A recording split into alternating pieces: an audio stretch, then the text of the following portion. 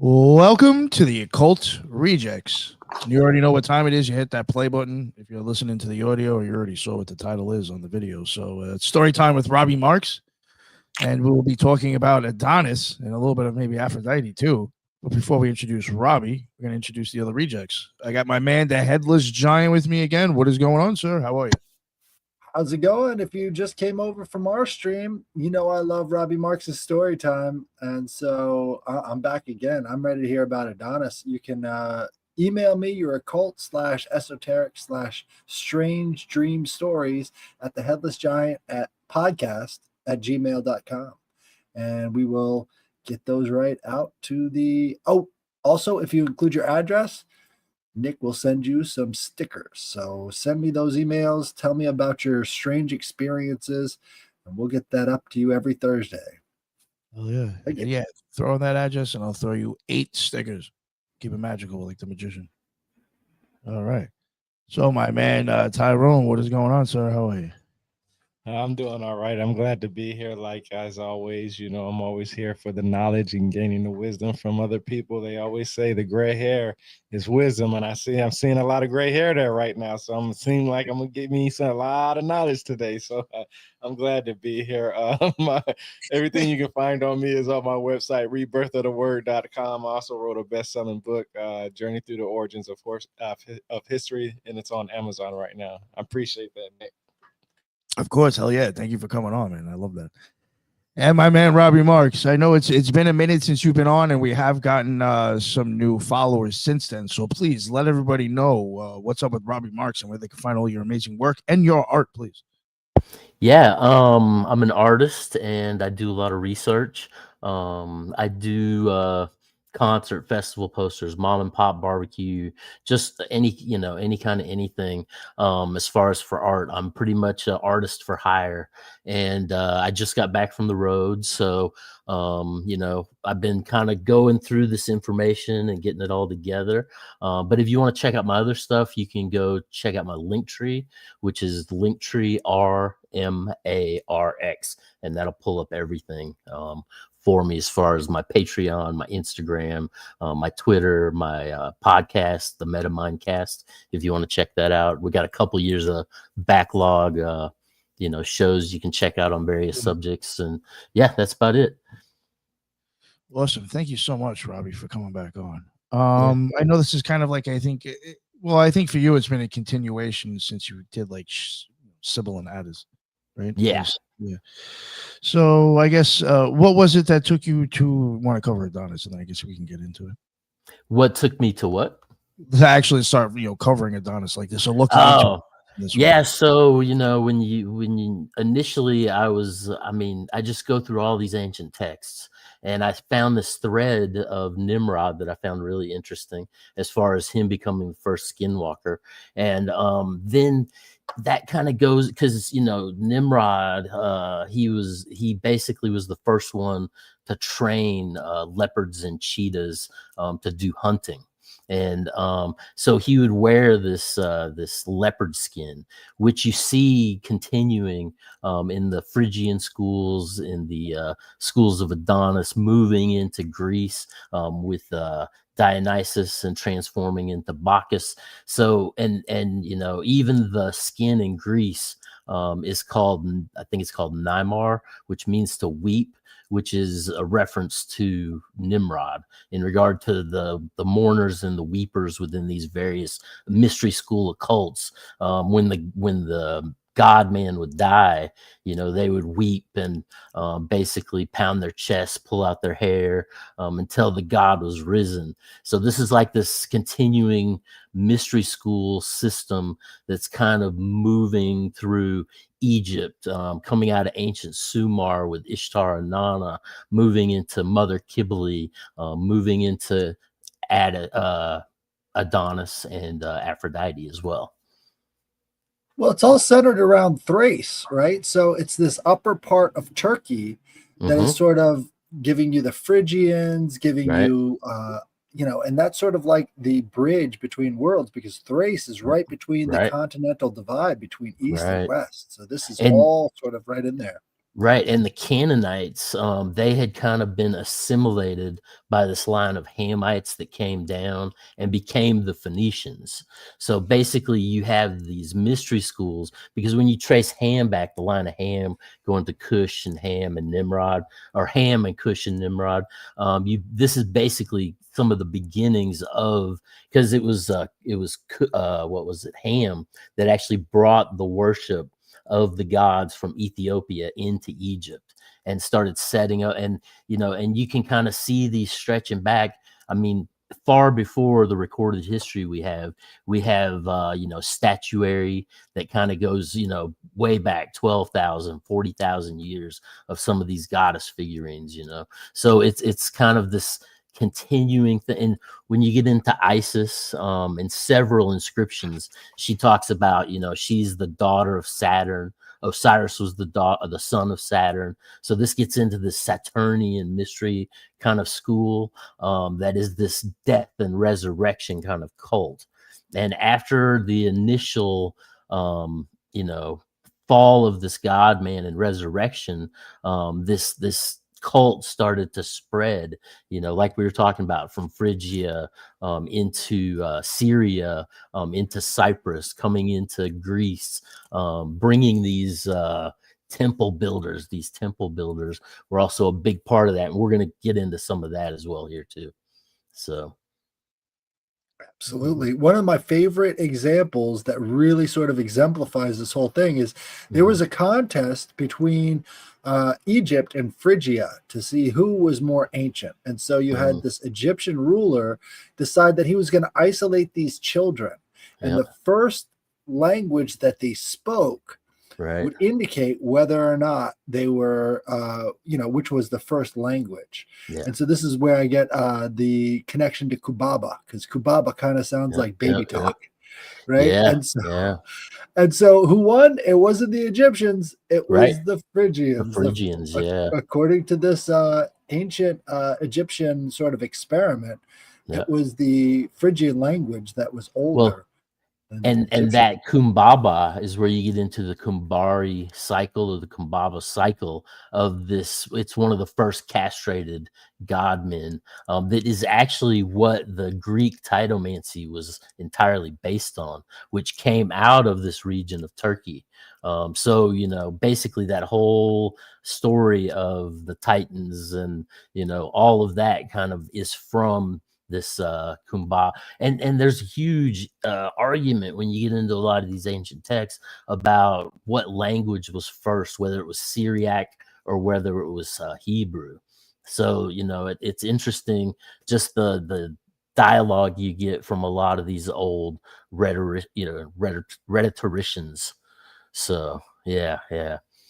So then now we find, go ahead. Well, and then we find the the ancient site in Turkey that's supposed to be the oldest in the world, and it's like, hey guys, there's a big connection here. Göbekli Tepe. Yeah. And that was they call it Enki's calendar, which directly ties into the Sumerians. The Sumerians. Yeah, a lot of people don't know that about Enki's calendar and Göbekli Tepe. What else do they call it? No, the Enki calendar in South Africa, the one that's older than Göbekli Tepe. They have it's called the Adam's calendar / Enki's calendar. Yeah. And Enki, there's a lot of analogy that can be made with Cush, tying in with Nimrod. Basically, because the Bible talks about that the line of Nimrod basically took over all of Shinar. So it was like Shinar, Sumar, Sumar, yeah. And that Shinar, in the text, it says that the Shinar means where they were shaken out, is what it means. Then it's basically where they say after the flood, all of the bodies got washed in there, and so it's just this giant bone field of decomposition. I mean, I imagine it would be verdant and green, but that's where they built the Tower of Babel, was on this giant decomposing bone field, there in Shinar. So. But yeah, so let's get back over into Syria, and we'll start talking about Aphrodite and Adonis, right? So now Theopompus, circa 300 BC, he says the Western people consider and call the winter to be Kronos, the summer to be Aphrodite, and the spring to be Proserpine. And they believe that all things come into being by Kronos and Aphrodite. So here we have Saturn, Kronos, and then you have Aphrodite, pleasure, love, depending on how you want to look at it, the heavenly goddess per se, as Plato would say. And, you know, all things, and this is where, you know, you get Mother Rhea coming in with the sickle, you know, and the castration and kind of the, you know, get the Titans getting called Tetons because they were so, you know, bold as to cut off the generative force of the Godfather, you know. But nonetheless, you know, again, Saturn has a big deal. Aphrodite has a big deal. But this cult that we're talking about in Syria is a clone of the Attis cult that was in Phrygia. You know, the Attis cult, there's a goat involved. In the Syrian cult, there's a boar involved. And this Adonis, you know, yeah, let's see. So now when you get into the Bible, Ezekiel 8:14, it reads, then he brought me to the door of the gate of the Lord's house, which was towards the north, and behold, there sat women weeping for Tammuz, right? Which is Sumerian. So this is all the way, but this is the same character tied in with Attis and Adonis. But if you take and you take the original like lexicon of the text, right? The word that they use for Tammuz is actually Adonium, which, you know, therefore the text should read, and behold, the women were sitting there mourning for Adonis, essentially, right?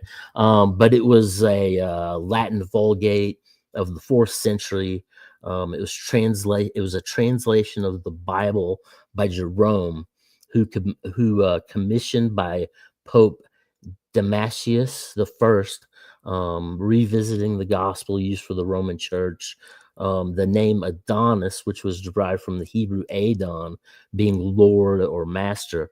Adon was given the title of son, the son in some schools, but mostly the Greeks believed the cult to be of an Eastern origin, like Southeast Asian origin. And Adonis was also linked to the ancient Canaanite word of Lord as well. So, you know, you get this Moloch is the king, you get the Adon or Adonis, or even in one point, they called him Anon, like you get the modern, like QAnon. Yeah, So, a lot of people don't know that. Right. So this is where the original Anon comes from, is from the worship of Adonis, right? And let me ask you a question. Do you know who Jeff Benner is? No. Okay, because he's a Hebrew scholar that translates ancient Hebrew. I actually did a podcast with him. I actually after I did a podcast with him, he actually has a school for translating Hebrew too. He sent me like 16 of his books for free. And his books are a complete breakdown of ancient Hebrew and Aramaic. I mean, a complete breakdown. Yep. Do you know who Robert Alter is? No. He's another guy that breaks it down. And a lot of what you're saying about Adonis, they would agree with you on that, and I agree with you on it because I heard what they wrote in their books and stuff, and it's very interesting about how you said that Anon, how a lot of people don't even know that. Like when I first read, I want to say I either read that from Robert Alter or Jeff Benner. But they was talking about that in one of their books, and I was like, wow, this is crazy because this goes back. That means this goes back thousands of years. And, you know, I mean, technically, you know, they talk about the line of Ham, or Cush, Ham to Cush to Nimrod, that was the reason that drove Noah to drink the wine of the vineyard, that caused him to pass out drunk, because these Canaanites, they were basically practicing in these ancient pre-Diluvian rituals that they'd brought, you know, from before the flood. depending on how you look at that whole story. But you know, this gets into the whole idea. I mean, what it really comes down to is they're using substances and chanting and drumming, you know, and they talk about what was it, Jethro, when he made pipes and stringed instruments, and they started playing them, that the demons from the inner earth came into them, bringing the Nashesh, you know, into the new world.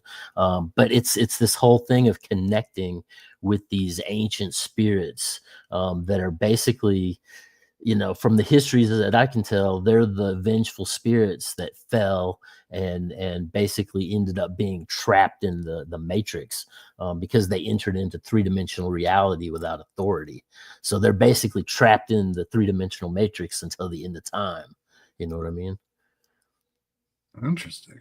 Yeah, that is interesting, because you know, a lot of people used to associate, what they still do actually, that Nimrod is some idiot, stupid person, individual that was a hunter and so on and so forth. But this was the dude that actually created the first city in Mesopotamia. Supposedly, he's supposed to be the first dude that created the great city in Mesopotamia. Now, one of the oldest cities in Mesopotamia is supposed to be Europe, right? Correct. Yeah. So that's if I'm reading the Bible correctly, if I'm reading the ancient text correctly, for what it's telling me, that means Nimrod is responsible for building the city Europe. Of Europe. It's tied in with the supposed to be the oldest one. Right. And it's also tied in with the Canaanites, also ties in with that same story, because they were workers in metal and they, you know, in fire, and they were worshiping fire. And I think there's a distinction between Ham and Cush, or Cush and Nimrod at one point, because you know the links with Cush to Zoroaster, you know, and you read Zoroastrianism and it's all about purity and the truth. And I think that the point between Nimrod the elder, which is Cush, and Nimrod the younger, because they say there was two Cronoses, there was two Nimrods. This is turning into a show about Nimrod all of a sudden. But you've done shows on them before too. Yeah, but I think that at some point that pure worship of the fire in the, you know, that represented the fire in the sky, I think it was inverted. And that's when they started to talk to the underworld elements, you know. But yeah, so now but that's the thing. This all ties into astrology and the worship of the heavens, you know, in combination with as above, so below. And that ties in with Ishtar Inanna, which brings us back to Aphrodite, right? So let's see. Most scholars see the story of Aphrodite and Adonis to be derived from a Levantine tale relating back to early Mesopotamian myth and linked to Inanna Ishtar and the relationship with Damuzid Tammuz. This worship of Adonis was practiced by the Semitic tribes of Babylon and Syria and was relayed in the Bible as the worship of the Queen of Heaven. So, you know, I wish I had it right in front of me, but Plato talks about there's two Aphrodites. There's one that is a motherless Aphrodite, that is pure love and pleasure in essence. And then there's another Aphrodite that's the offspring of Zeus, that is earthly, kind of common pleasure, that is more about, you know, getting your rocks off in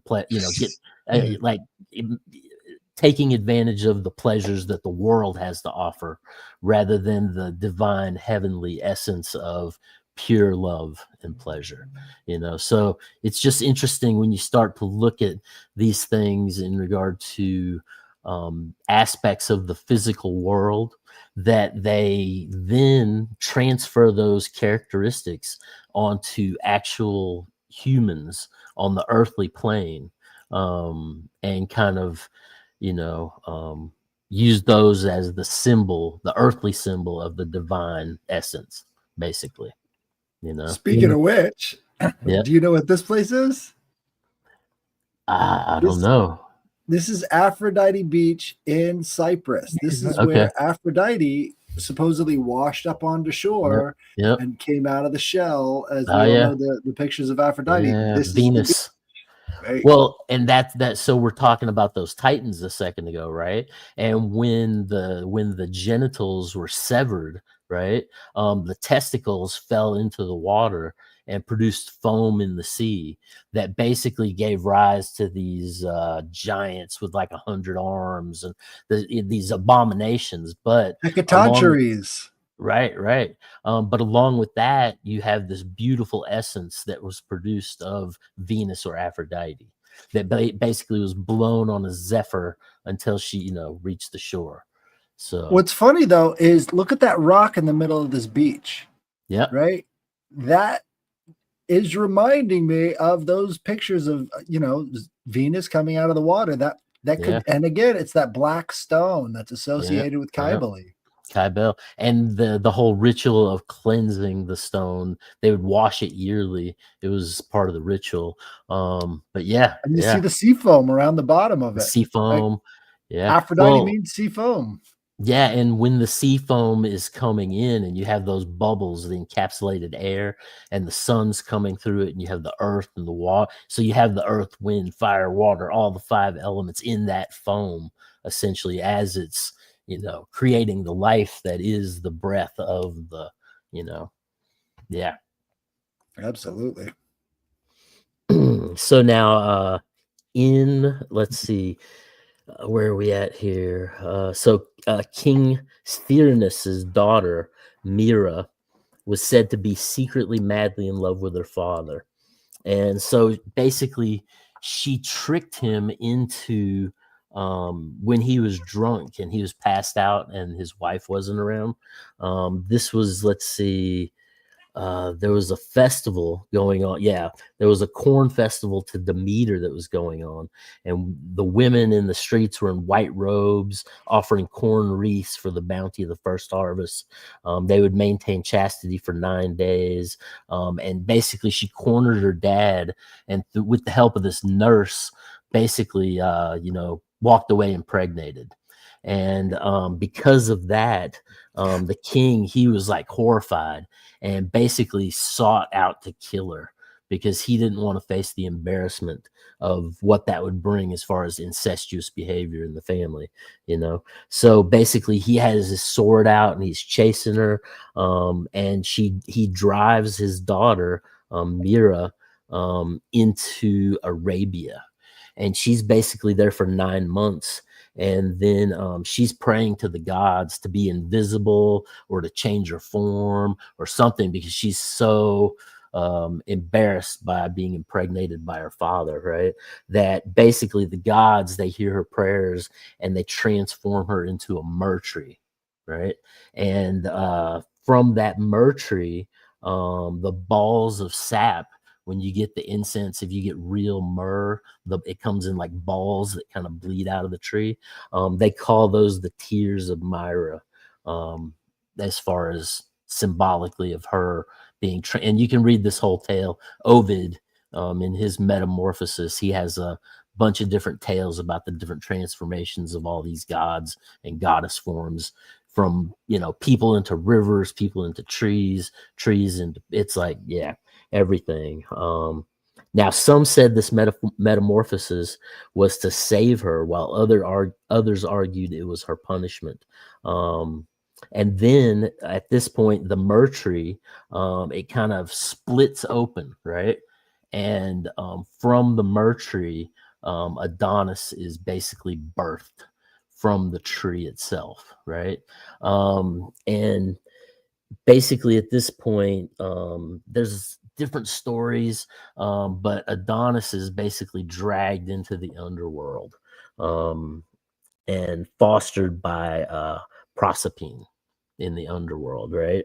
So now, during this time when this King Cernus was in his kingship, it was the royal lineage of the bloodline was traced through the feminine side of the family.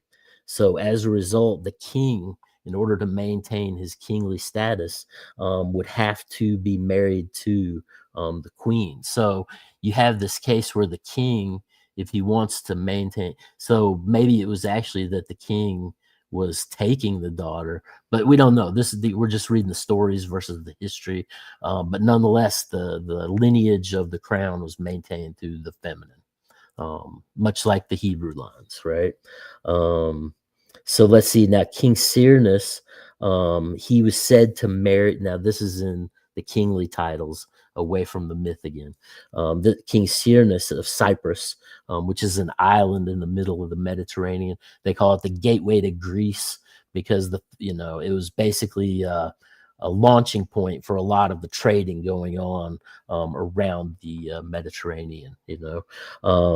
So King Cyrus was said to have married Aphrodite, the Greek goddess of love, beauty, pleasure, passion, lust, and procreation.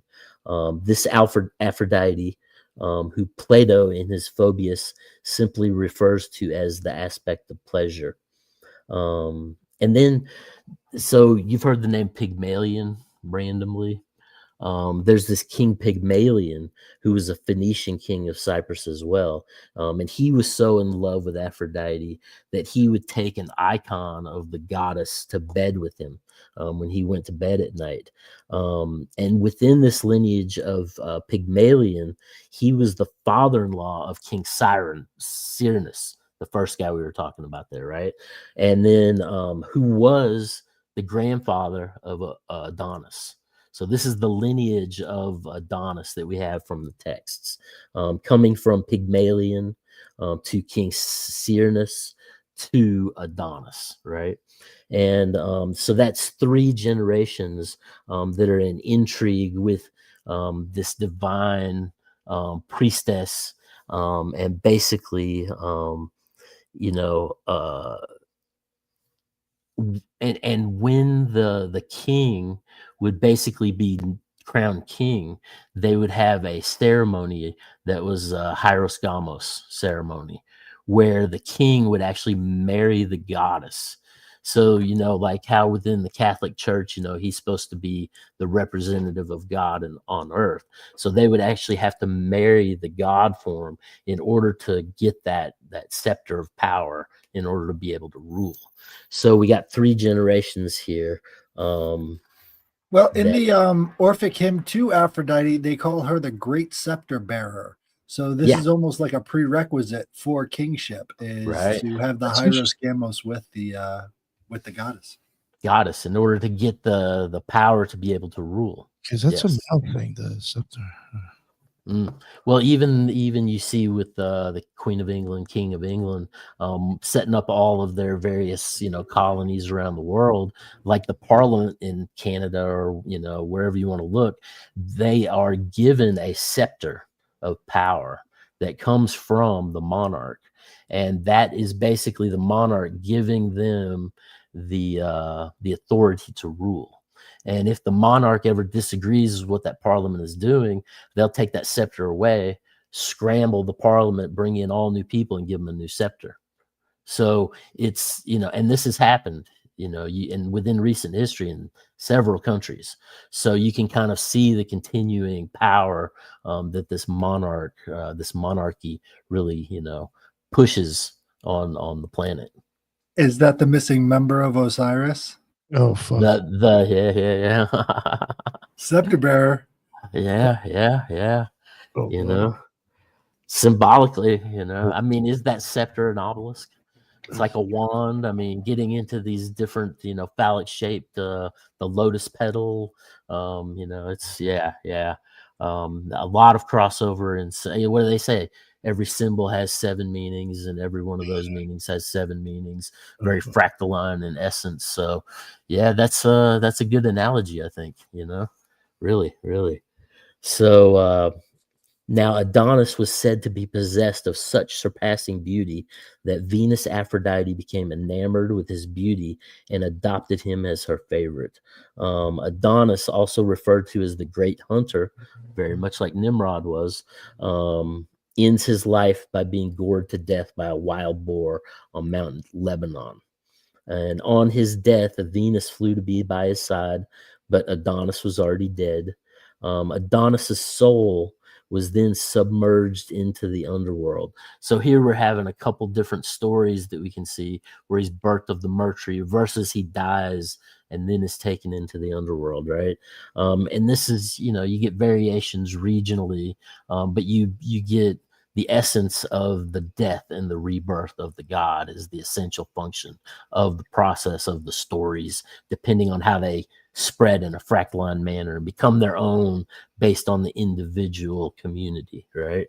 So now Ovid, he tells us that Venus put him in a coffer like Osiris, and basically gave him to Proserpine to keep in the underworld.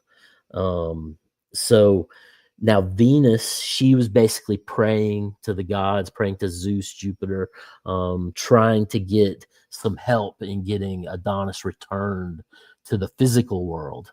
But Proserpine had just fallen in love with him because he was so beautiful, and she was wanting to keep him in the underworld. And it goes by, and basically, a deal is made, and Zeus comes in to mediate it, and it's determined that he'll be above ground 6 months and below ground 6 months, basically kind of the winter and the summer solstices. Go ahead. Oh no, I was just saying, geez, that just go. Sorry. Yeah. But I've also found some essences of the story where it's broken into 3 parts of the year, where he gets one above ground and one below ground, and then one part of the year to himself. And he can often be seen like lazing around, while his sister is in the underworld. And so there's this idea of the leisure of the turning of the seasons, how, the year goes fast, but the days are long,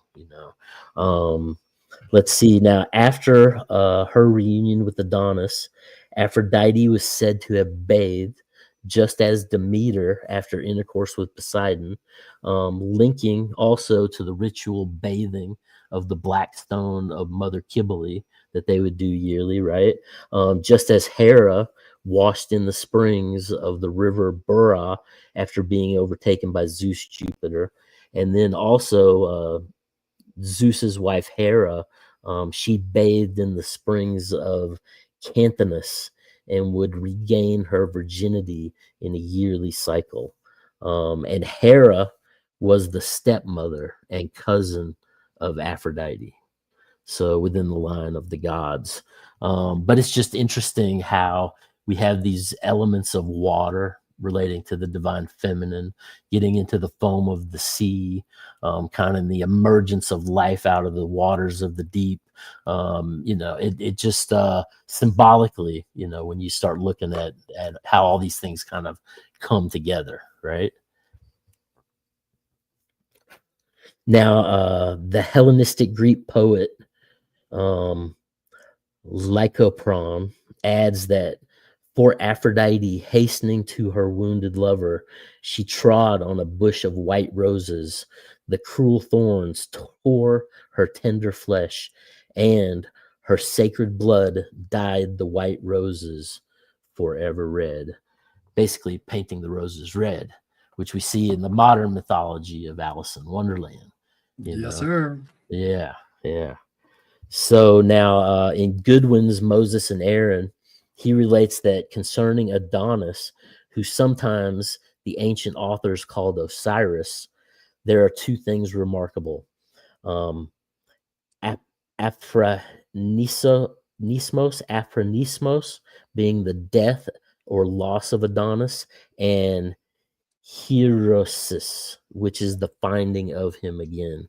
And those are basically represented by the different seasons, which he is said to go. And within this region, a lot of this is related to the crops, and much like Osiris, being the god of the underworld, pushing the shoots up.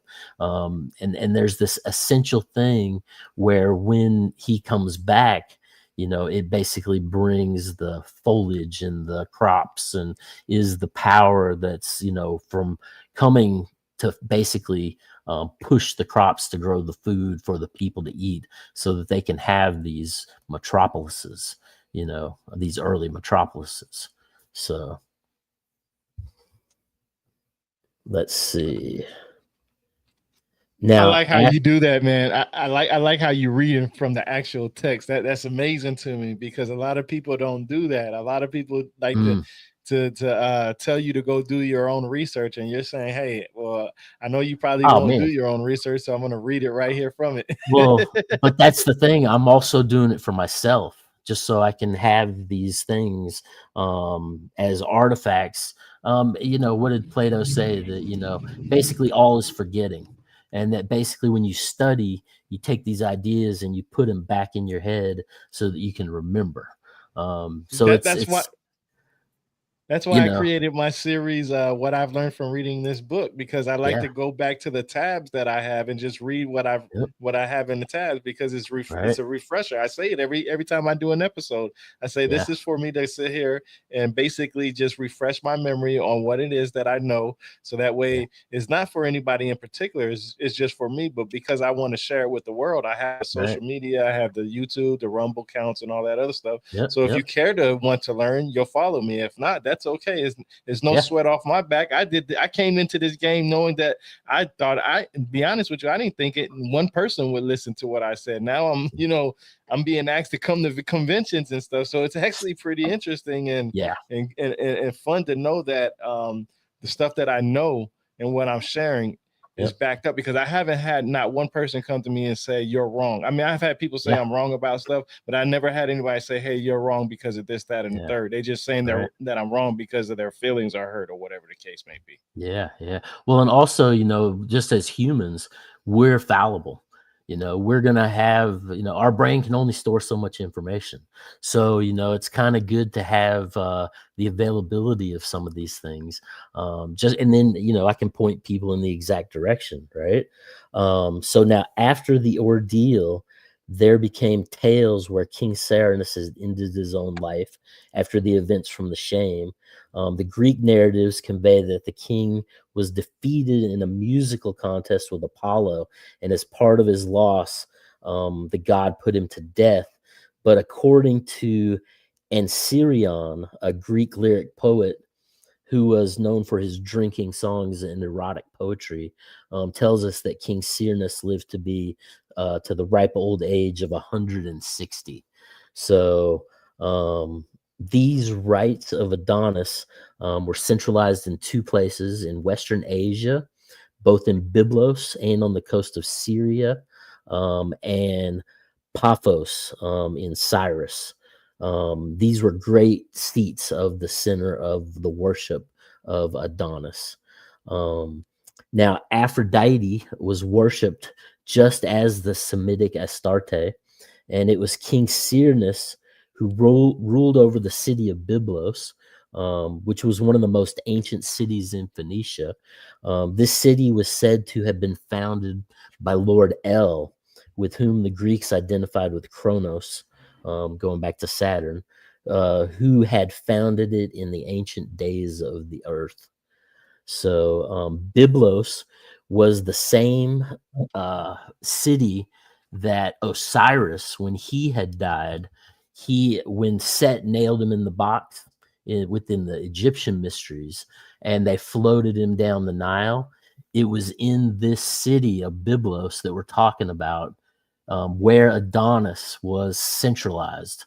And this city of Byblos was like an ancient Mecca to the Phoenicians, where they would make pilgrimages basically to come worship this dead and risen god form that matched, because when Osiris came down into Byblos, a tamarisk tree grew around that casket or that box that Set had made.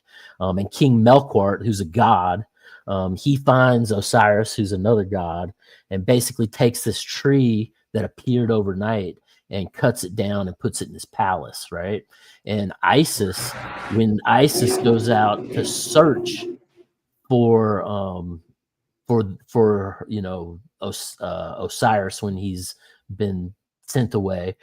She comes to Byblos, and she basically comes in disguise, and like she's like helping the court of the king basically do these different things, and she's like braiding the women's hair in ways they hadn't seen, and she's like breathing her beautiful breath on them so that they had this beautiful essence of smell.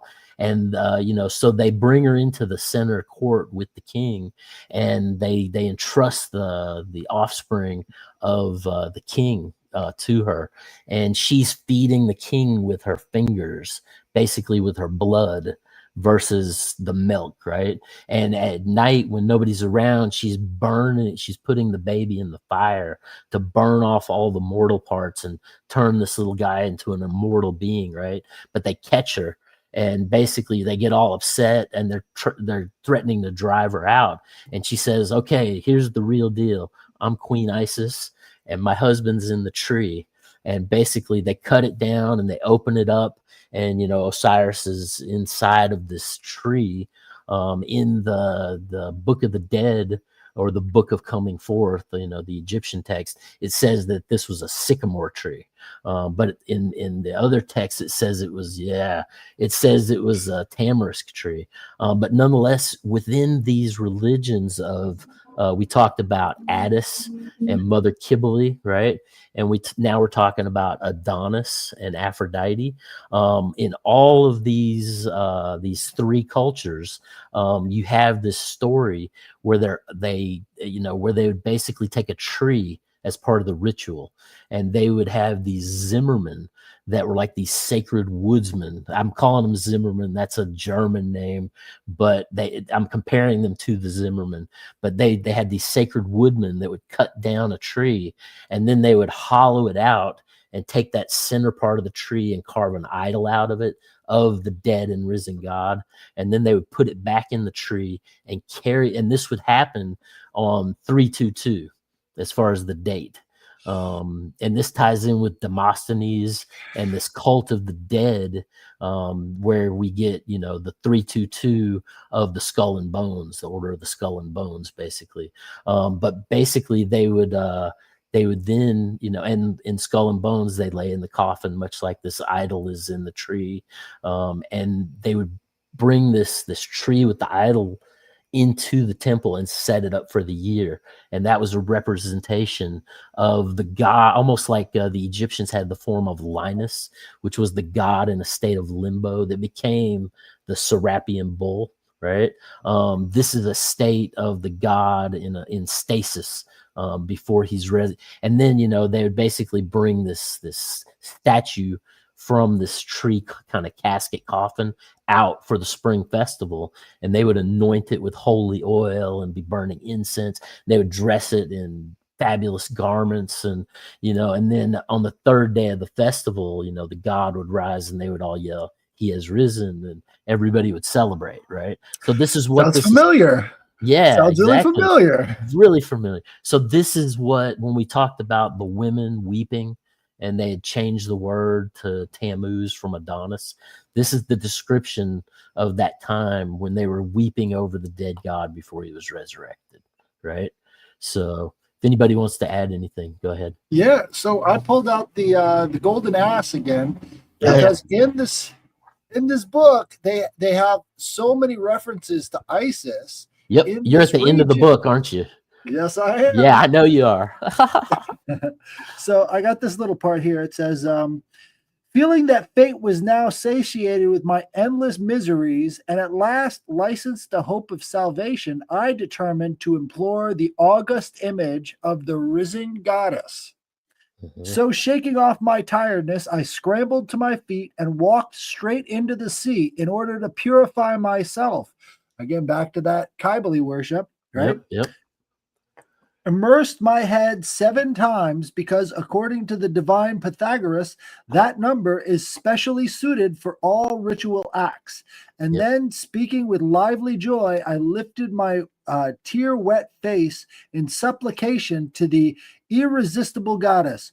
Queen of heaven, whether you are fostering Ceres, the motherly nurse of all growth, who, gladdened at the discovery of your lost daughter, abolished the brutish nutriment of the primitive acorn and pointed the way to gentler covery for your lost daughter, abolished in the brutish nutriment of the primitive acorn and pointed the way to gentler food, as is yet shown in the telling of the fields of Ulysses, or whether you are celestial Venus, who in the first moment of creation mingled with the opposing sexes in the generation of mutual desires, and who, after sowing in humanity the seeds of indestructible continuing life, are now worshipped in the wave-washed shrine of Paphos, or whether you are the sister of Phoebus, who by reliving the pangs of childbirth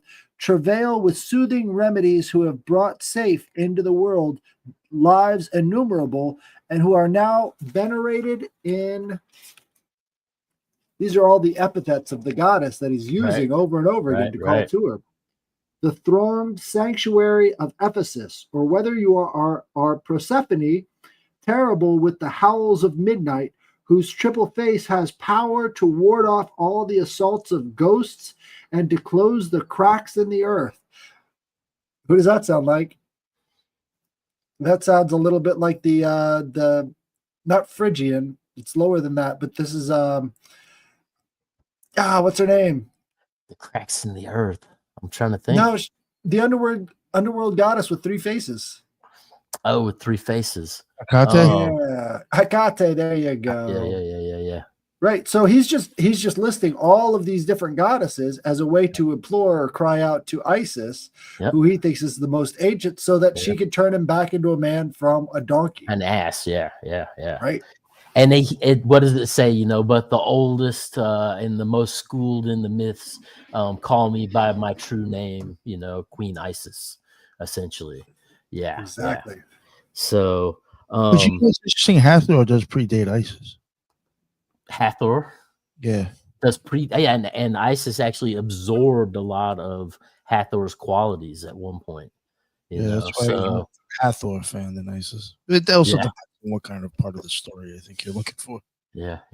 And also, this is 2nd century AD, so there's probably a lot lost between ancient Hathor worship, and this is also not in Egypt at all. So, this Isis cult changes from different parts of the world that it goes into. Well, but that's the whole thing. These stories, moved from Southeast Asia and the Mesopotamia into Cyprus and Greece, and became the Titomancy, became the stories of the, and you can just interrelate these figures, easily through reference of symbols. I think the spelling of Isis and the artistic depiction and stuff like that is actually more fitting than Hathor for certain things. Yeah. So I understand that. Yeah. Hathor syncretism. Well, Hathor syncretism in Greece is Io, right? There's that whole myth of Io and Zeus. Yeah. And what was it? Rhea, she was in Babylon and she got her head chopped off, and they talk about she was reborn as Rhea. And then you have Virgil talking about Rhea riding into Spain and finding Zeus or Saturn or Kronos there, and basically saying you can't stay here, and sends him to Italy. So you see these migration, of these different gods at different points in the histories of these nations. And it's just interesting. To say it's all true, who knows? But this is, what all the ancient philosophers and poets and, have kind of pieced together for us if you take all these puzzle pieces and kind of put them together, Right. It's the cult of the mysteries that sort of tie them all together in all these different places. Right. And it was we all take the. Oh, go ahead. I'm sorry. No, go ahead. I was just going to say, if we all take our pieces of the puzzle and put them together, ain't no telling what we might see. Oh, I know. And so there's in one Philip K. Dick book, right? They talk about you couldn't have a 3-dimensional hologram of the Bible on this certain mining moon, right? Because you could take that story and basically, depending on the different angles you looked at it from, you would see different things within the story that nobody else could see. So they outlawed these things because they didn't want people making these kind of connections, it's just from a sci-fi standpoint, making a statement on the state of things that be, Well, they didn't want the Christian mysteries, the mysterion, to be decoded, because then it goes back to something older, and they don't want to talk about that. Right. Especially when you get into who was the founder of the Catholic Church, Peter Simon, or yeah.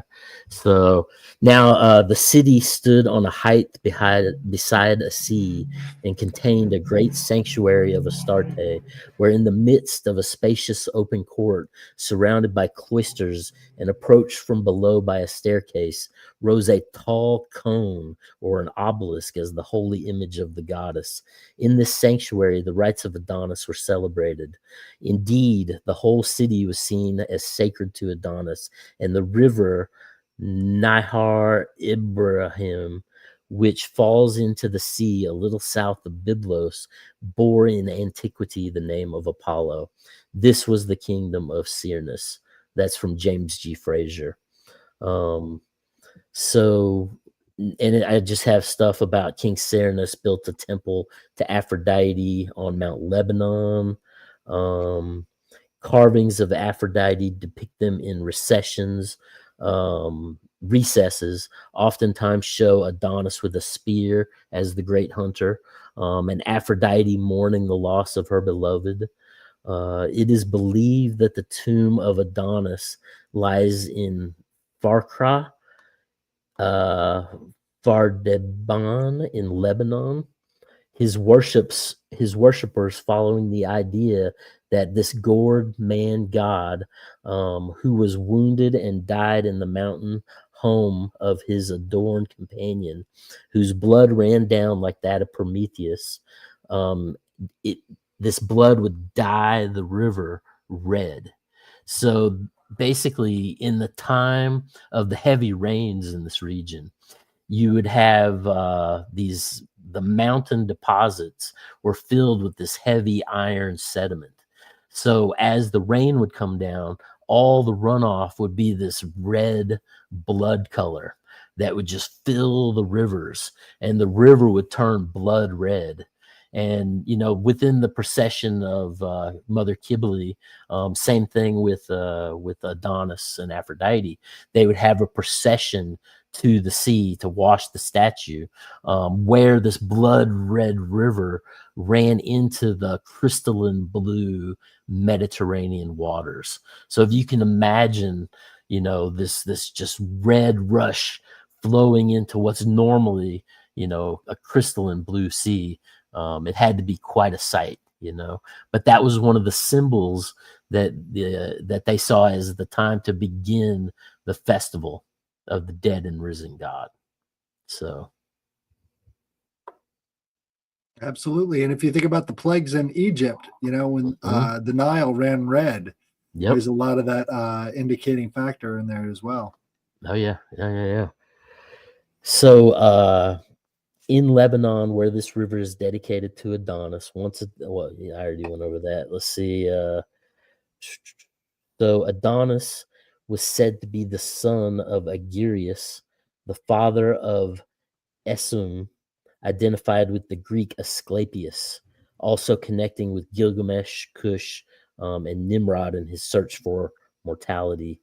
Adonis also appears in, now this is where it gets interesting, right? So Adonis also appears in the earliest Masonic constitutions. Dr. Albert G. Mackey in the Encyclopedia of Freemasonry, I have a hard copy from 1886. He says that the old manuscripts from Dowland in 1550 to the Allenwick of 1701, that Amon, Ajan, Anon, or Ajan. He says, now what word would this be a corruption of? The Cook manuscript does not give any name, but says that this is the king's son of Tyre and was Solomon's master mason. Right? So all other succeeding manuscripts, without exception, admit this relationship. Thus, the Dallin manuscript, which it is followed by all others, says that King Hiram had a son that was called Anon, and he was a master of geometry, and he was the chief master of all Solomon's masons. The idea was thus established that the man was of royal dignity, the Sun King, and that he was also the ruler of the craft. So now when we get into Adonis, what we have to look at is this is in the city of Byblos, right? And this is the city that Osiris came down and washed up in, right? This is the city where all these statues that we're talking about within the trees are going on. And then we have the king's son is the one that is summoned up to go to Israel, basically, to build the first Solomon's temple. And this is Anon or Adonis, essentially, right?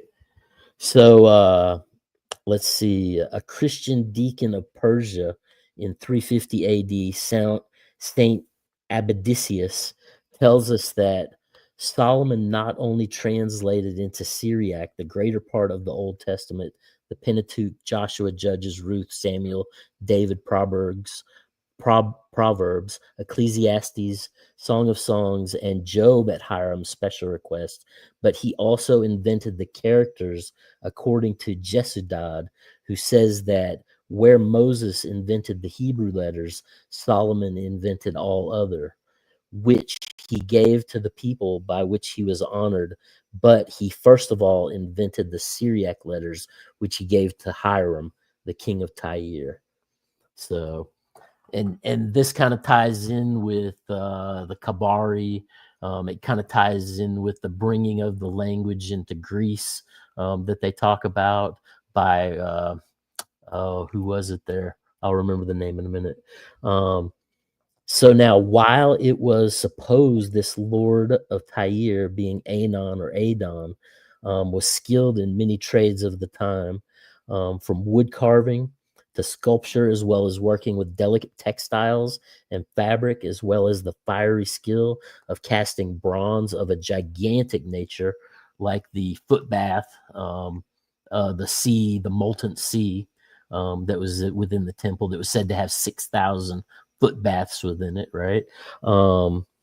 Let's see. Also, like I said, linking in with the Kabari, who were the first to discover the art of metalworking, being the line of Cain or the Canaanites, also tying in with the Rakshasas of India, also tying in with Nimrod and the fire worship and their making of weapons, as well as you get into Tubal Cain, you get into all these various, even what was it, Vulcan, coming up and basically being the forger in metals, making the weapons for the gods, right?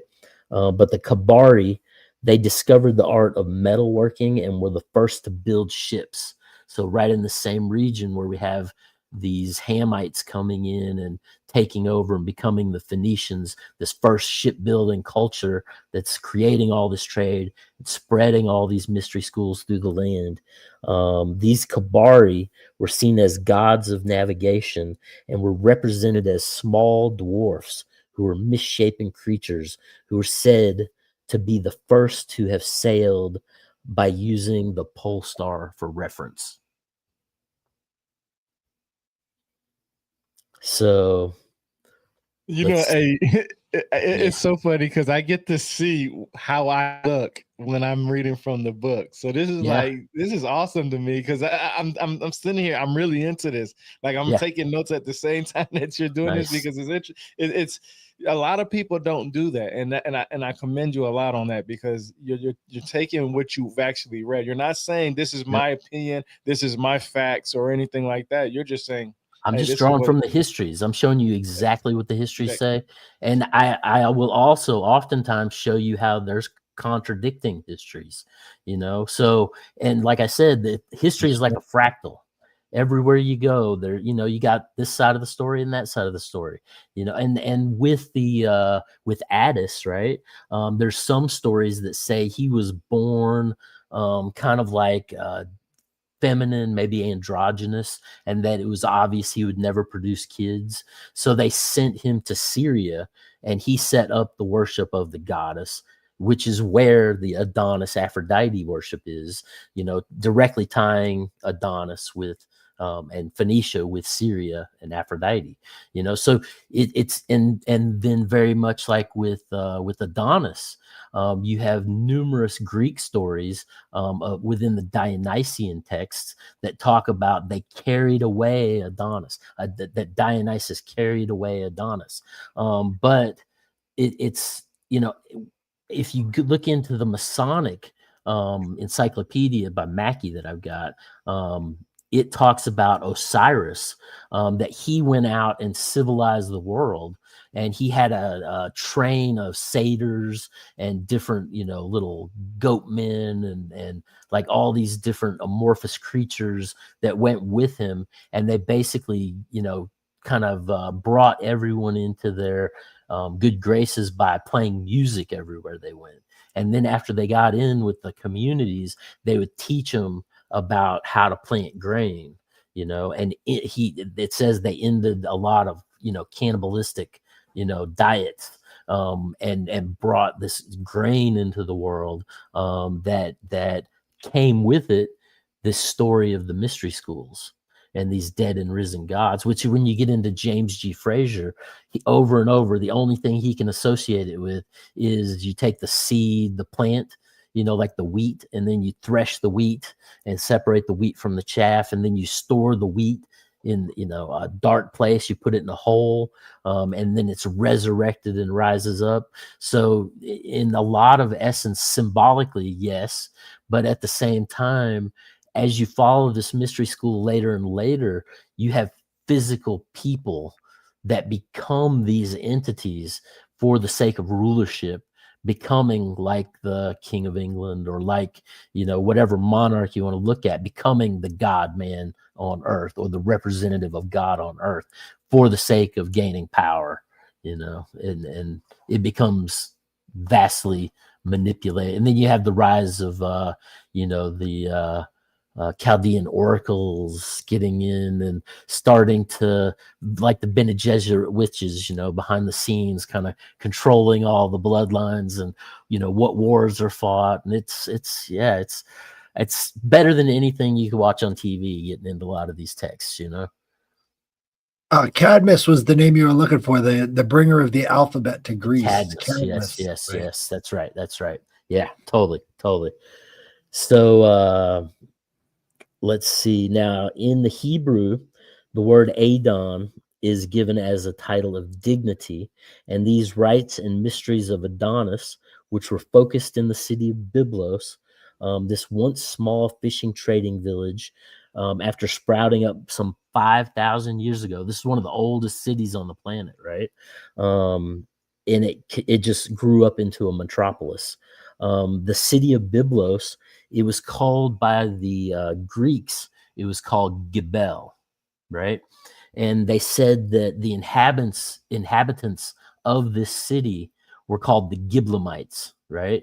And within the Masonic initiations, in order to become a master mason, the secret password is Gibbum or Gibellum. And basically, so, and when you get into the Masonic writings, Mackey talks about the fact that this word Gibellum, it means a master mason, right? It means a stone squarer, basically one that was, squaring the stones to put in Solomon's temple, right? This was said. I was just reading another Mackey book, The History of Freemasonry, and he was talking about this was when Masonry became organized, was at Solomon's temple, basically, right? But if you look at Kings 5:18, it said, and Solomon's builders and Hiram's builders did hew them, and the stone squarers, so they prepared the timber and the stones to build the house of David, or the Solomon's temple. And in Ezekiel 27:9, they talk about the ancients of Gibel and the wise men thereof were in thy caulker. All the ships of the sea with their mariners were in thee to occupy thy merchants. So these Giblamites, they also were the ones that went in and caulked the ships of the Phoenicians to basically seal them, so that they would stay afloat.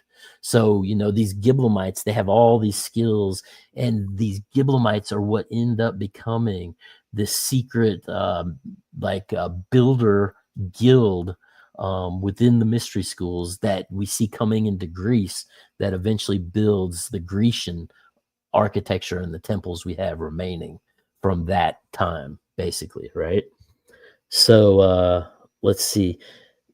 Well, Now, isn't it funny that these are the bringers of all of this knowledge to the ancient world, supposedly, right? And Yep. then during the Punic Wars, right? This is when the Romans basically fully declare war on the Canaanite Phoenicians.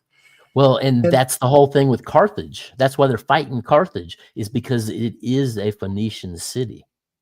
And this whole thing was for a struggle for the trade in the Mediterranean. Well, and Jerusalem.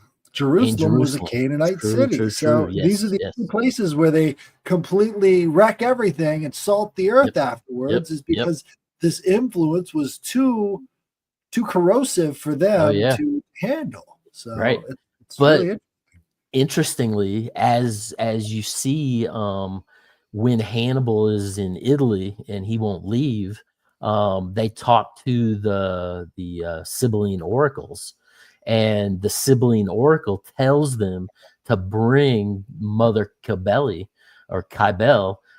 from ancient Phoenicia, because Virgil, through his propaganda, he's already linked the foundations of Rome back to ancient Phrygia. So they're going to bring this ancient Phrygian goddess, and they transport her into Rome, and they put her on Palatine Hill and give her a supreme place, and she becomes the mother of all the gods of Rome. And all the gods of Rome start to participate in her ceremonies. And then through the back door, they bring in Addis, as far as the castrations and the blood-soaked, parades. And and that was appalling to Rome, very much like when Dionysus came into Greek. The things that he was offering were appalling to the Greeks. If you get into John J. Robison's work that he does on the Illuminati, he speculates that these Dionysians, coming from the school of Addis and the school of Adonis, basically coming into Greece, they were wearing the Phrygian hat from ancient Phrygia, which became the symbol of the freed slave in Rome, which became the hat of the French Revolution for liberté, fraternité, equalité. And so they're coming in and they're spreading these revolutionary ideas, that man is above, king. That this whole idea that, we are sovereign kings on earth, and kind of bringing these, this fire, and in Greece, you end up, one of the kings, he ends up getting his head cut off. And it's, and you got the Dionysian Maenads that they're sending out that are, high on these hallucinogenic brews, and they're like beating drums and going, and if they found a cow in a field, man, they would just jump on the cow and rip it apart and eat it. And, and that was the same thing with the fawns of Bacchus wearing the fawn skin, going back to Nimrod and the leopard skin, and they would basically pull a fawn apart and eat that as part of the mysteries, Right. Well, also, you've got Orpheus, right, who is pulled apart by the Maenads as well. So there's this constant sort of shakeup of the hierarchy and cannibalism. Right. So these things are always going hand in hand. And then you see the communists today, they're all wearing the Phrygian cap of the French Revolution and all these other, revolutionary stuff going back thousands and thousands of years. I would even say that the red hat, as far as the Trump hats, would be very symbolic of a red Phrygian hat, of revolution. getting into Che Guevara, looking at the red French beret, tying that in with the Phrygian hat. You can see these red hats through history that symbolically represent the idea of overturning the system. Well, even look Right. at Adonis. He's a dead and rising. I mean, Trump with all the fucking his And whole part of the running that second time, or third time. back to the dead and risen, God man. All these things in court. Yep. He almost got his head blown off. Yeah, no, but I'm just saying, like, Yeah, everything yeah. constant, like, he Yeah. had everything thrown at him, and he still prevailed. I mean, you just have to wonder divine, interference or human interference, or you just have to wonder what this political theater in the fog of war actually is. Who's pulling the strings? I know. Who's pulling the strings on all these puppets? I know. And then you go back to Addis and Adonis, and you're like, "Hey, it's still here. What's going on?" I know. Exactly. So now George Ralston, he talks about there were 2 trading fleets of the Phoenicians that contributed ships and men, which are mentioned in 1 Kings 27, 10 through 22. One from Izanagaber, trading with Ophir on the south coast of Arabia, and perhaps even more east to India and Malabar and Ceylon. And the other, probably from Tyre, navigated to the Mediterranean, entering the ocean and trading with Tartarus and Gades, perhaps with West African and Cornwall. And then the eastern navy of Ophir would always bring back vast quantities of gold, together with almond trees, sandalwood trees, precious stones, spices. The Western only made the voyage once a year, and it would bring back silver and gold, along with ivory, ebony, apes, and peacocks. And they were also trading in slaves as well. But you can see how the Phoenicians, they had these undisclosed secret locations that they would go to bring back frankincense and myrrh, or and nobody knew where to get these things. So they would go into these countries, and if you read the Book of Invasions, they talk about the fact that the Phoenicians would set up a small port city and basically buy all the goods from the local people as cheap as they could get them.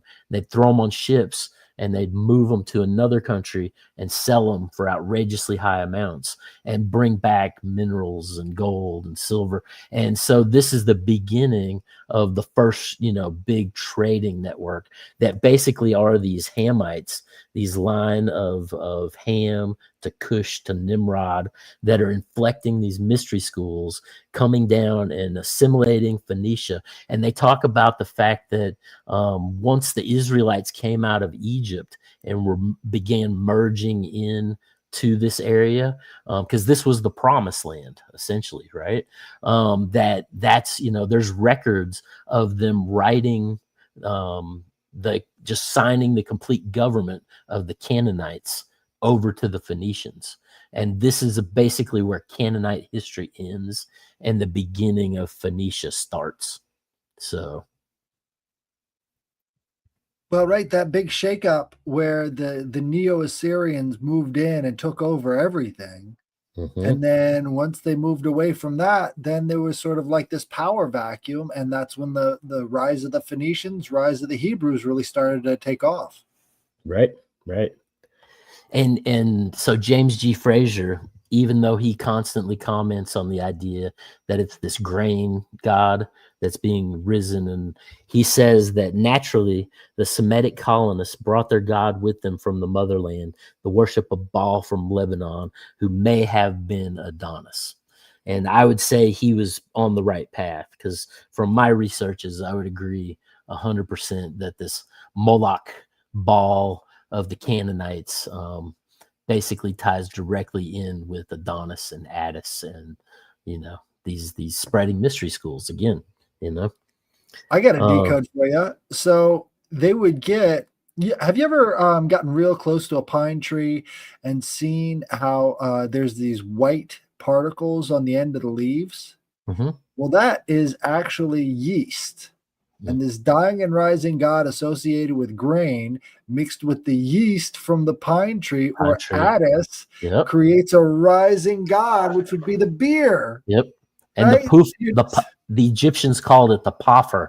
It was the divine the breath of the divine feminine that would come in and energize or encourage the god to rise, you know. And within Egypt, there was one of the temples, there's a place where there's images of Osiris, and the high priest is watering him with a pitcher, and corn stalks are growing out of his back, and it says, "This is the form of the god that cannot be named." So this was the most secret form of Osiris. You know, the fact that he had the energy to push these shoots up out of the earth. And this ties over into these are all rising agricultural communities. So, you know, this is all part of this essential function of the state, tied in with the agriculture, tied in with the priesthood, and basically, you know, bringing forth culture. The cities, you know, these walled cities that Mother Kibble, you know, she wore the turreted crown of the walls or the shells, basically because she was the builder of walls. She was the mother of the state, technically, you know. Yeah. In the Irish Book of Invasions, it also, and this is from the 6th, 7th century, it says that Ashtaroth or Eshtaroth was the guardian of the Phoenician ships. And so Ashtaroth tying in with what is it? Mother Kibble tying in with Aphrodite, is basically the protection of the Phoenicians. When they would go on the ships, they would basically say prayers to Mother Ashtaroth or Aphrodite to basically protect them while they were out at sea, right? And it also had to do with the morning star. And there was this bird that they related to the morning star that built its nest on the water. And it would basically float on the water. And whenever the Phoenician sailors saw those birds, they said it was a good sign of the, you know, to sail the seas. Which bird was that? Albatross, was it? Oh, I'd have to look it. I'll look it up. If I find it, I'll send it to you. I can't remember the name of the bird. Spot there. Yeah, but the fact that it floated on the water, it was representative of the God form right at the horizon, between the transition between life and death, you know. Even get the egg too. Yeah, and the egg and time and all the things the that eggs. Yeah. Well, right. There's actually a couple of there's a couple of birds that do that. One of them is the grebus. They do a floating nest. The puffins, the gannets, the horned gibbous. So there's a couple of birds. I think it was the gibbous. Oh, that sounds like that. And that gets into gibbon, you know. So let's see now. Mackey, he relates that Gibbon, or the builders of Gibbal, who acted an important part in the construction of the Temple of Solomon, is equivalent to the Masonic epithet of the grand architect of the universe. The inquiring Freemason will readily see anthology in symbolism that exists between Adonis in the mysteries of the Giblamites at Byblos and Hiram as the builder of his own institution, right? So now this Gibbon, or these Giblamites, as the inhabitants of the city of Gibel, also called Byblos, right? Which Byblos is where they basically took the papyrus and made the paper and started making the first books, right? And there's a plenty of references where they're moving texts around as well in these books. Before printing, you know, they're probably copied by scribes. I would most imagine. And the Bible, that's where we get the term Bible from. That's where we get the term Bible, is from this city of Byblos, where this resurrected God in the form of the mystery schools, that, you know, it all ties in, you know. So now Mackie, he says that the Gibble or the Giblamite is not a Mason generally, but especially a class of Mason who Drummond says put the finishing touches on King Solomon's temple, right? But so now if we trace this word Gibbum back into ancient Cana, right? And this is from the Story of Chaldea by Ragazon from 1890, right? He says, but while the sun accompanies its nightly underground journey, men would be left a prey to the mortal terrors in the upper world, deprived of light.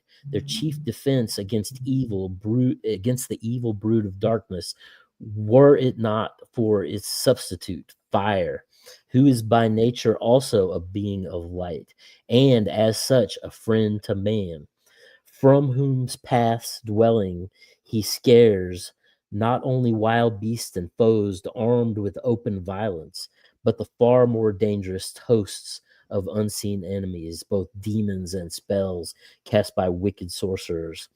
In this capacity of protection, that god of Gibble, or fire, is chiefly invoked in one very complete hymn, and he is addressed as thus: Thou who drivest away the evil maskim, who furtherest the well-being of life, who strikest the breasts of the wicked with terror, Gibel, the destroyer of foes, dread weapon, which drivest away pestilence.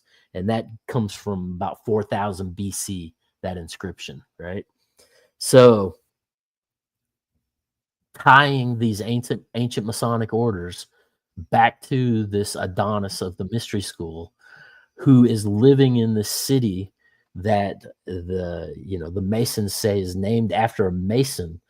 So symbolically, is that telling us that the Masons are really represented by fire or lightning from the heavens, is what it really comes down to, Right. And then that goes into the mysteries of the Iranians too, because you've got a lot of fire worship there too. Yep. And Zoroaster, Right. basically calling down lightning, not dying, and basically much like Enoch. He's riding the lightning. What's that? He's riding the lightning, man. Riding the lightning, bro. Yeah. Enoch, he calls down lightning, and he basically, through a lightning strike, is absorbed, and as the Hebrews say, he was translated into the heavens and became the little Yahweh with his own throne right next to God. And basically God would send him out to go do the things he didn't want to do, and he would ride around the universe in his self-manifested Merkaba, which is that upward facing pyramid, the downward facing pyramid put together. He would ride around in one of those like a spaceship, right? And basically he was there when Moses parted the sea.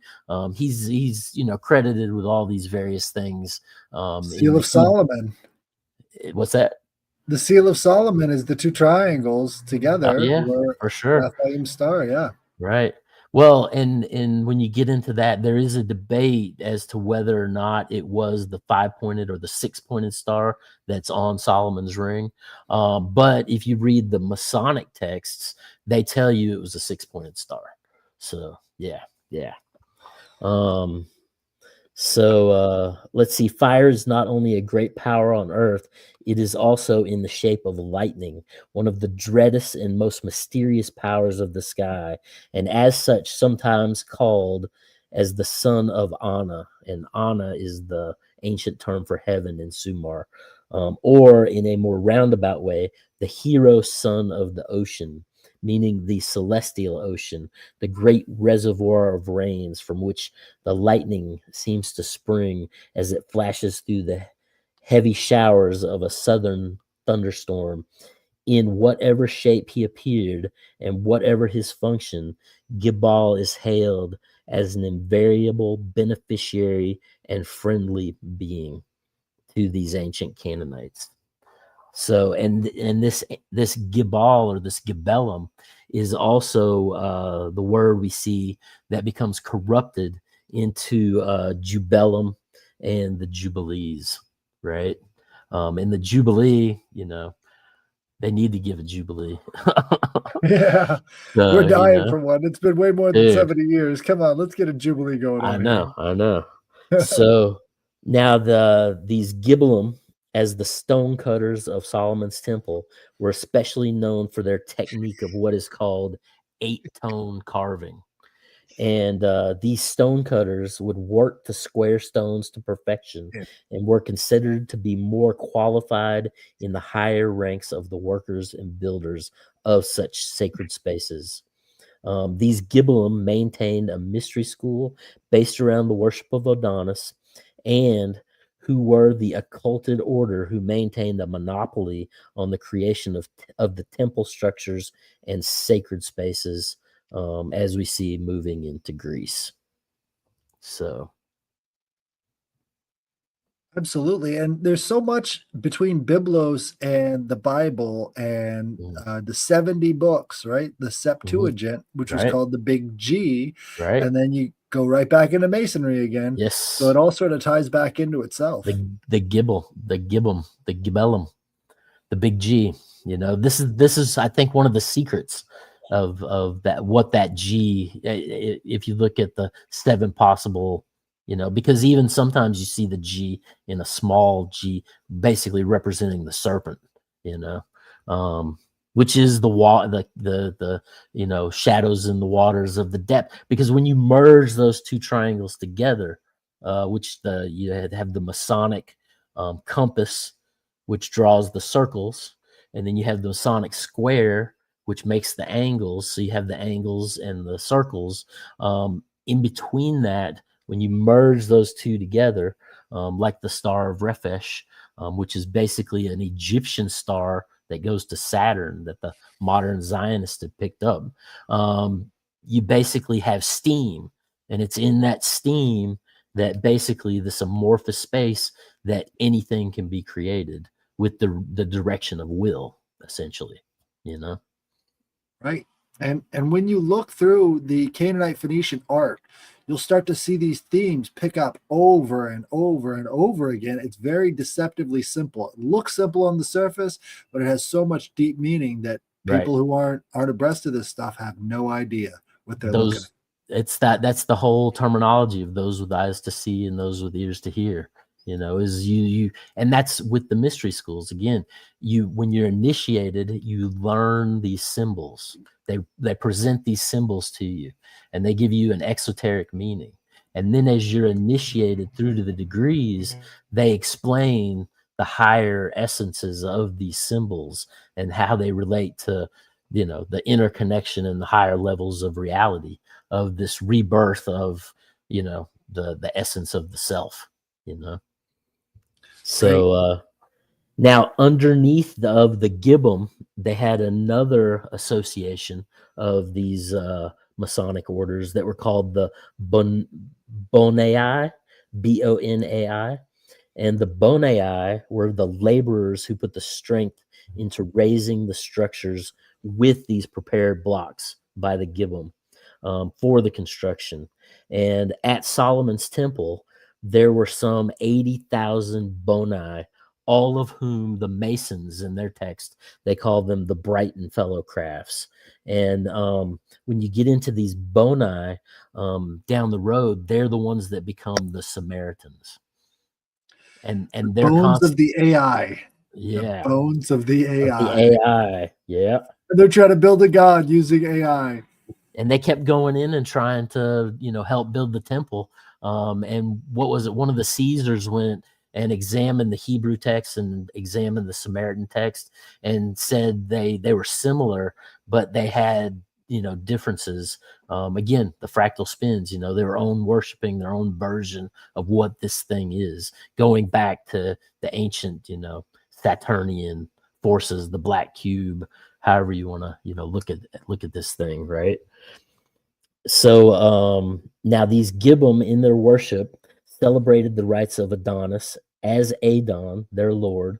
This practice in all cases was said to first have been established in ancient Babylon under the queen Astarte or Semiramis. The given giving us a tie to the earlier lands of Nimrod, and had next been transplanted to Syria with the high places of worship in Greek Byblos and Phoenician Gebal, worshiping in the high places and maintaining this mysterious tragic death and subsequent reformation of life, being ritually celebrated in vast temples built by a guild of brothers as a tool to present immensely and beautiful, terrible powers of the divine in their suffering.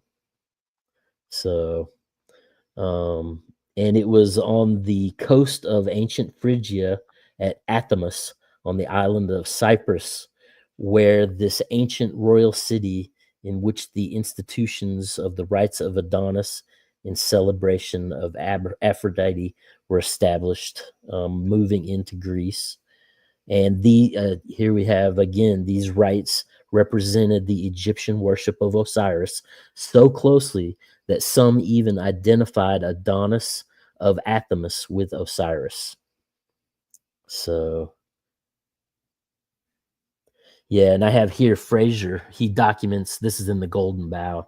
He says, a pine tree having been cut down, the center would be hollowed out, and with the wood thus excavated, an image of Osiris was made, which would be buried like a corpse in the hollow of the tree. The image of Osiris was thus kept for a year and then burned, exactly as was done with the image of Adonis, which was attached to the pine tree as well. And Osiris was, go ahead. Well, that goes into the mysteries of the Masons as well, the first 3 degrees, because Right. at the end, when Hiram is buried, they put on top of his grave the pine tree. Right. And well, so now also Hiram Abiff, which means Hiram the Eliminated. Hiram, he is basically this artisan, that is coming from Byblos, the city that we've been talking about, and within the Masonic orders, in order to get into the 3rd degree of the Master Masons, they have a passion play that's basically the death of Osiris, and they're looking for his body. And basically, King Solomon sends some of these Master Masons out. Just Masons out, and the first one, the entered apprentice, when they find an acacia branch and they lift it and find the decomposing body of this Hiram Abiff, and the master or the entered apprentice, he tries to, with the entered apprentice handshake, which is the thumb, he tries to basically lift the corpse of Hiram Abiff, but the skin begins to come off. So then the 2nd degree, he tries his handshake and he can't get him up. So finally, it's Solomon himself, I think, that ends up coming in and using the lion's paw grip, and basically pulls him up in such a way that his right foot is by his right foot, his left hand, their left hands are on each other's back, and their mouths are right next to each other's ears. And that's when King Solomon whispers in this risen Mason's ear, he whispers Mahabone, which is this new word that is basically the secret word to replace the word which was lost when Hiram was killed. So yeah, same story, again in another form that's being used in modern day Masonic ritual function to enter into the highest degree, the 3rd degree of the Blue Lodge of Masonry. So right, yeah. and if all of those Masons don't know that their mysteries come through Canaanite Phoenicia, right, you're missing out on everything. I mean, these are all the secrets. Right. Yeah. So now Lucian, in his Dea de Syria, he says that so closely did the rites of Osiris resemble those of Adonis at Byblos that some of the people at Byblos themselves maintained that it was Osiris and not Adonis's death who they were mourning. And Herodotus, he also says that Adonis, Attis, Dionysus, and Demeter are religions of the same type. And let's see, we see also the Tyrian Melkart, being worshipped side by side with Adonis. And there are inscriptions showing that he was revered in Larnax Lepidus. And Adonis was identified in Larnax Lepidus with a deity that the Greeks associated with Poseidon, of the underworld, Poseidon's of the underworld, Osiris is of the underworld. And initially what's funny is Osiris was initially the god of life. And, everybody went to him for their rebirth in the afterworld, right? And when Alexander the Great came in and brought, what was the line there that he left to be the pharaohs that were, I'll think of it in a minute, but these were Greeks basically, or Greeks. And they, where was I going with that? Oh, they changed the religion of Osiris. And because he had died, they started relating, because he was the king of the underworld and bringing people back to life, they started to relate Osiris with Pluto. And so Osiris shifted from being the god of life and resurrection to, once the Greeks came in and the Romans, he got shifted to become the god of the underworld associated with Pluto. And then Isis became more associated with life. And that was the decline of the Osirian cult in Egypt. So, yeah. So let's see. In the highest religious seat of Cyprus, Adonis and Aphrodite were worshipped in Pathos, on the southwestern side of the island, which Herodotus says was settled by Phoenician colonists from ancient Ascalon, in a time of great antiquity. These seafaring folks, overlaying Aphrodite, Inanna, Ishtar, over the top of the fertility goddess that was there. And then after that was done, then they bring in the demasculated god.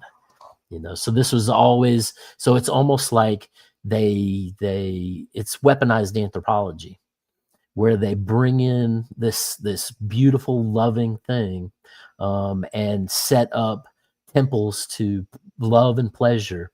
And then they slide in this demasculated god wearing this Phrygian hat, tied in with all these revolutions through all, coming into Greece, coming into Rome, coming into the French Revolution, and basically cause havoc and overthrow these systems, very much like we saw the Vatican doing. Speaking of which, what was the first commandment of the Council of Nicaea? Go ahead. Do you know? It was maybe. The Roman men are no longer allowed to castrate themselves. Yep.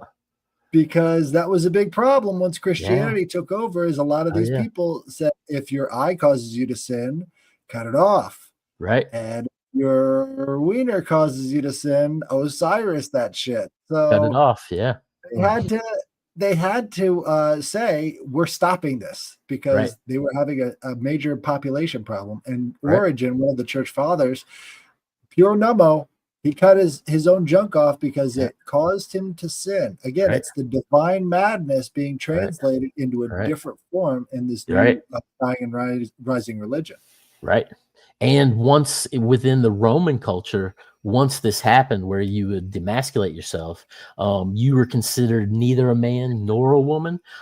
Some of the senators went so far as to say they were both men and women, and they needed to take up the responsibility of both. But because of the fact that they were neither man nor women, they basically found themselves laying outside of the law, and Roman law didn't basically affect them, because they were not a man or a woman, which also kept them from being a citizen. But the reason they were allowed to stay in Rome was because Mother Cybele was on Palatine Hill and basically was running all of the other gods, so by that time it was too late. They had already, this Bene Gesserit kind of witch of these oracles that were flowing behind the scenes with these goddesses had already come in and subverted culture and brought in this. What's going on today? What's going on today? And I mean, look, the- we've got eunuchs all over the place. We just call them something different. They're no Yeah. longer eunuchs. They're right. post-op transsexuals. Yeah, but I think when you look back into the Addis cult, that basically they were doing it as a hieros gamos, basically marrying themselves to the divine, ridding themselves of that for the sake of, like you were saying, ending their sin within and it was, like the Quakers and the Shakers in New England, the Shakers specifically believed in not producing more children, because you were incarnating more souls into the corruption of the world, which is a constant theme we see going all the way back to the fallen angels, that they, even some of the fallen angels said they were falling into matter to stop the souls from being corrupted into the world of sin, basically, Right. But, from the material perspective, you have families referring to these people who are attracted to people of the same sex with the FGG word that we can't say on YouTube, because a bundle of sticks Yeah. has to be carried. Yeah. Right. And the FGG word is a bundle of Oh, So what so happened? Knocked himself off. he got cut off. Yeah. So Diogenes, a Greek grammarian who flourished during the reign of Hadrian, adds that Adonis had been honored by Aphrodite, the Cyprian, after his death. They cast doves on a pyre to him, and that the birds flying away from the flames fell into another pyre and were consumed. Such a mode of honoring him would be very remarkable, since the doves were commonly sacred to his mistress, the divine Aphrodite or Astarte. Let's see, we're getting pretty close to the end of my notes. Okay. So Theocritus, a Greek poet from Sicily in 300 BC, he says, at Alexandria, images of Aphrodite and Adonis were displayed on two couches. Beside them were set ripe fruits of all kinds, cakes, plants growing in flower pots, and green bowers twinned with anise. The marriage of the lovers was celebrated one day, and on the morrow, women attired as mourners with streaming hair and bared breasts bore an image of the dead Adonis to the seashore and committed it to the waves. Yet they sorrowed not without hope, for they sang that the lost one would come back again. Philo of Alexandria in 33 AD, he says, for spring and summer, not autumn, are the season of barley and wheat, harvest in the lands of Adonis. Let's see. St. Jerome confirms that Adonis was slain in the month of June and relates that the Syrians gave this month the name Tammuz, and elements of the grave Bethahar. This Bethahar being possibly the daughter of the Pharaoh who pulled Moses out of the Nile.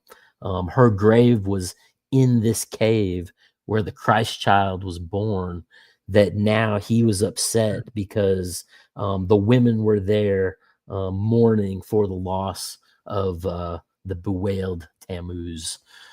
So it's just interesting how all of these, and again, when you go to the Catholic Church and you sit down in the pews, the very first thing that the priest says when he comes out is he says, these are the mysteries of our Lord Jesus Christ. So this is, we're seeing this is very much in the school of these ancient mysteries, So, but a lot of these practices that Jesus said were said to take the place of these blood rituals and these, kind of ending, like how Abraham ended, human sacrifice.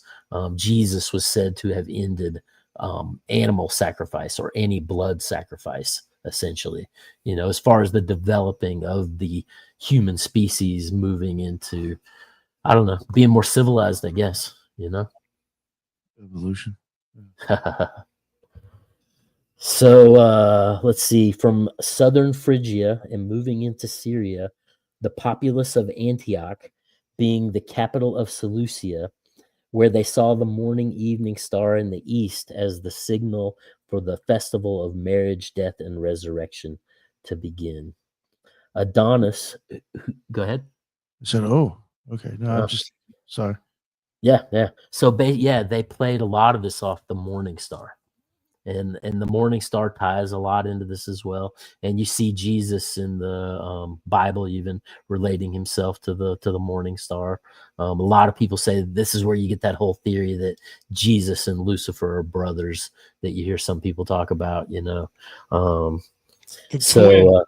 the twin, yeah, the opposite twin, yeah. right. And Thomas, Jesus' twin, you know, Thomas means twin.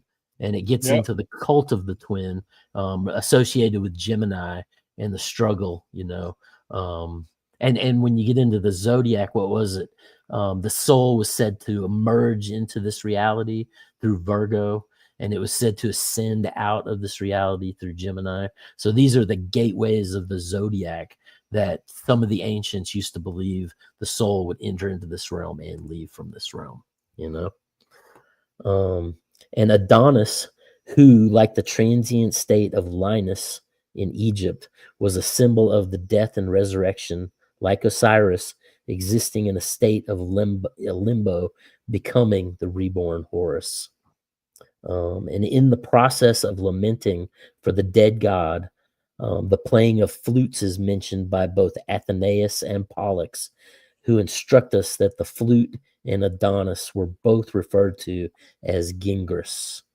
Oh, and this, so you remember the Egyptian story where Set is trying to get Horus to eat the lettuce? Yep. Mm-hmm. Yeah, So- he had to put the semen on him to get Must have put nuts his semen on him. Yeah. Right. So now Mackie, That's some nasty shit. I'm I know. sorry, man. When I first What's up with this shit? but you Yo, figure these when well I first that read that shit, bro, I was like, what the fuck did I just read? Yo, did this dude just say he nutted on some lettuce. leaves and give it to his fucking Yeah. What the fuck? So but you figure I won. Like, who the yeah, fuck is that with their load? so now if you look at the fact that these high priests / priestesses of Addis and Adon, they were said to castrate themselves, and then they became sacred prostitutes. So there has been some speculation that it was a harvesting function, that they were collecting this stuff for magical purposes, you know. So but Mackie, as far as the Encyclopedia of Freemasonry, he says that it was lettuce that replaced the acacia in the mysteries of Adonis when translated from Addis. So, you know, within the mysteries of Adonis, this lettuce was, you know, a symbol of an evergreen thing, you know, like a green thing shooting up from the earth. So it was let's see let's see, Plutarch 77 AD expresses that the images of Adonis were mourned over, were dressed to resemble corpses, and were carried out to Adonis's burial, and then they were thrown in the sea or into springs. And what would you do with seeds? You know, you take the seeds and you soak them in water to get them to sprout before you plant them. So this idea of, you know, again, throwing him into the sea, bathing the black rock, and then Adonis ascends up to heaven in the presence of his worshipers. The disconsolate believers left behind on earth shave their heads, just as the Egyptians did on the death of the divine Apis bull of Osiris. Women who could not bring themselves to sacrifice their beautiful tresses or their hair had to give themselves up to a stranger on a certain day of the festival and dedicate to Astarte the wages of their shame. And this is getting into the, you know, horror of Babylon and that unspoken shame that is kind of reveled in, that is the debaucherous practices of the orgies and the, you know, various things that were going on within certain parts of these mystery schools, right? Church historian Eusebius, 300 AD, recoils with horror in his writing of how the castrated priests of Adonis engaged in sexual congress, most likely being a form of sacred prostitution for a sort of strange donation. So let's see. Ultimately, with this, the resurrection of the God-man, hope would be given to all the worshipers that upon their return in the time of dying would follow the same path, ascending to the heavens into a more pure form of existence than the physical material world had to offer, subsumed in the pure and divine love of the goddess herself as the Magnamator, the Great Mother. So that's Adonis and Aphrodite. Story time with Roby Marx. That's that knowledge right there. That's that knowledge, man. I almost went and grabbed some popcorn, man, because I was like, I'm deep in this right now. It's an epic tale, you know. We'll get another drink, actually. I know. But you figure, I mean, that's, you know, piecing together, and you know, as far as the research, you leave out too. Oh, dude, the amount of stuff I leave out is a lot. Yeah, because I'm trying to just talk about the key elements, you know. This is the shit that you're like, I know that's interesting, but nobody else is probably going to care. I know.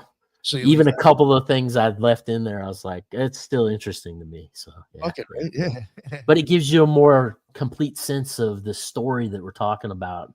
That, you know, like we talked about Addis last time, and this time, you know, Adonis. We talked about Nimrod in relation to Egyptians, you know, symbology on one of the first shows we did together way back, you know. Yeah. So yeah. But yeah, it was great. Fun stuff. Oh yeah, that was awesome. Too bad about Headless. I know. You're not making it back, but Robbie, that was awesome. Thank you very much. Was there anything else you wanted to add, or I guess I'm pretty good with that, right? I mean, I could go on about this stuff, you know, for, however long. It's just all very intriguing and, you know, mind blowing. It's like so much, like, I mean, constantly when I'm going through these books, you know, you're just having your mind changed and moved and blown, and like your understandings increase, and especially when you can start to take these different elements and bring them together to kind of show a bigger picture of what's, because, you know, all this stuff of the sacred mysteries and is something that nobody really talks about in full. You only get pieces and snippets of it from all these different books. So taking them all and kind of bringing them, you know, and making sense out of them. And as you're going through it, once you have enough of these notes, you're really like, wow, there's a full, you know, story here that is just not discussed, you know. You know what I find interesting is that I mean, I know people have been saying this for a while, like, you know, if you start looking at it like what you were doing, you'll show how the story repeats in different cultures and stuff too. Yeah. You know, if you look at, I mean, not that I'm pushing the guy's stuff for any reason besides I just think it's actually a good way to look at it. Even if you take Crowley 777, yep, and you look at the way he was showing you in that book, he's showing you that these things all align. Oh yeah, and that's what all those graphs are in there, is showing matching up with each other. Yep. And he talks also within the Typhonian mysteries, you know, Kenneth Grant, but Crowley specifically, I think it was in the Book of the Law, he talks about Set as being the number 8, as the hidden one in the dog star. And the dog star is 7-pointed, you know, as far as Isis is the 7-pointed star of the goddess. And if you add the center point, which was the sun behind the sun, when the dog days of summer, when Sirius was behind the sun, right? That 7th point, or that 8th point inside the 7-pointed star, is Set. He is, you know, the black sun. He is the sun behind the sun, you know. So but he's also number 8. So, you know, Crowley gets into this stuff extensively, you know, if you can understand the keywords and the references, you know. Yeah, that's another thing too. Yeah.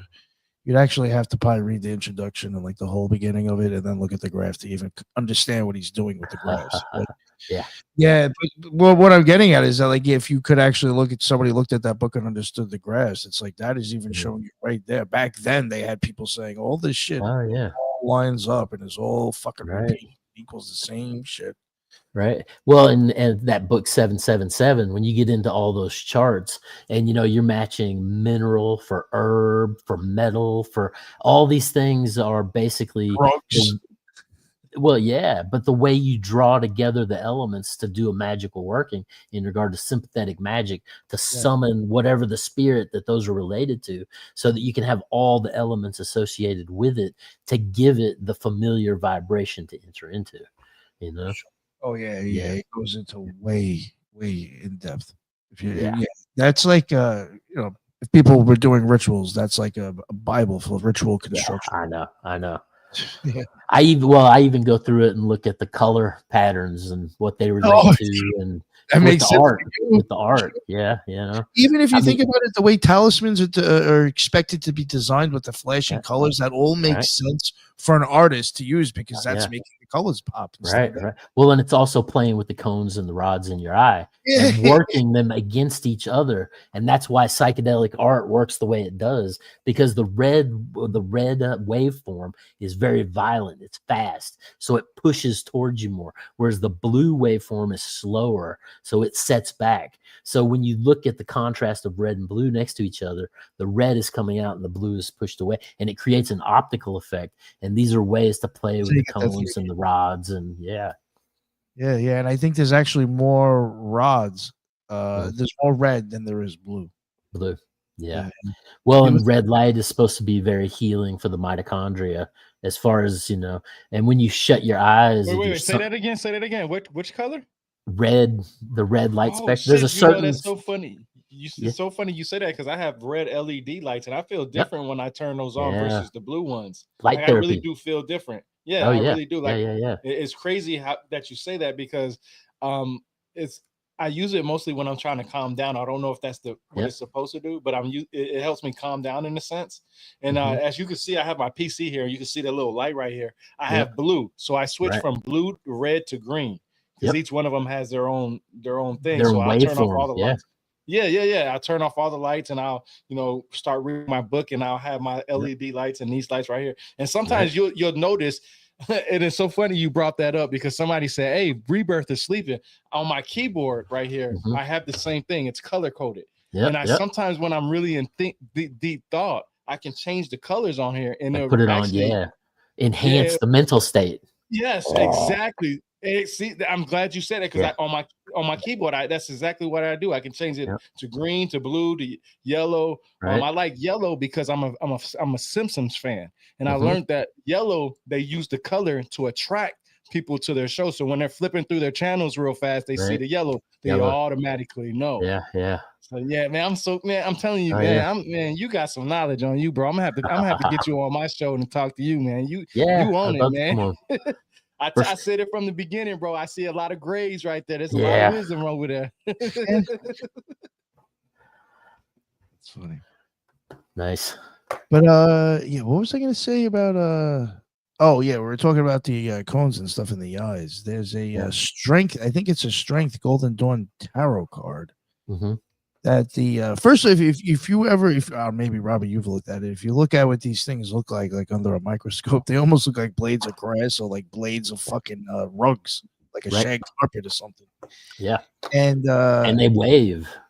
Yeah, and there was I think on the strength card there was like 3 different lions or something, and like as whichever one had more cones, I think there was more red than blue. It was like red, green, and blue. The lions went in the. I mean, it could be just coincident, but the bigger lion was red, the medium lion, and then the blue lion was the smallest one. And I was like, you know how I look at some tarot cards and wonder if there's bullshit in there. When I came across that, I was like, yo, that's exactly the same amount. Distribution of the code. Yeah. It's weird to me. Yeah, the temple of the body. It's how much as above, so below, extracting from what do they say? The entire cosmos is inside of you. Yeah, Yeah. Yeah. For sure. But So you know what oh, I'm sorry. no, go No, ahead. go I ahead. was going to ask if anybody had So I anything was to just say. looking up the color red because I never really paid attention until you guys were actually talking about it. And I looked up the color red, and my passion is history, learning and gaining research, and or learning and doing research and sharing what I've learned and all that. Red is associated with passion and love. Well, I knew about Right. the love part, Right. but it's associated with passion. And that's probably why I feel so calm when I'm around people who are knowledgeable on the subject and I'm with the color red, because it helps me like kind of calm down and relax. Right. It helps me like focus more. So I really do appreciate you giving me that information, because I didn't know that before. I always just thought it was just like, man, maybe it's just a phase or something. I didn't know, like, Yeah. I knew about green, I knew about yellow, I know about blue, but I never Right. really looked into red. Right. Really, it's not even a color that I Well, really liked at and first or anything. from what I've seen, red, there's a certain spectrum of red light that basically encourages the mitochondria to heal itself. And you know, when you get into sun gazing and looking at, you know, the various, then you have the full spectrum, you know, the golden rays, and as the sun shifts through the various tones, as you know, Lord Ra enters into the underworld, it's basically all these healing waveforms. And then you have your circadian rhythm. But even when you get into these beams of light and using light for healing, you know, the Vatican has a painting of Jesus, and he's literally holding crystals, doing like Reiki work. You know, and when you get these minerals and you shine the sun through them in a certain way, you're getting the energizing power of the sun, putting it into a certain spectrum, and then focusing that color spectrum on the area, you know. So I mean, there's some truths in these ancient, you know, Hyperborean kind of technologies that have been lost to modern man, you know, light, waveform, frequency, sound, kind of, you know, these telluric energies of the earth. And yeah, it gets deep, man. Yes, it does. All right. I think we'll wrap it. I ain't getting out this shit.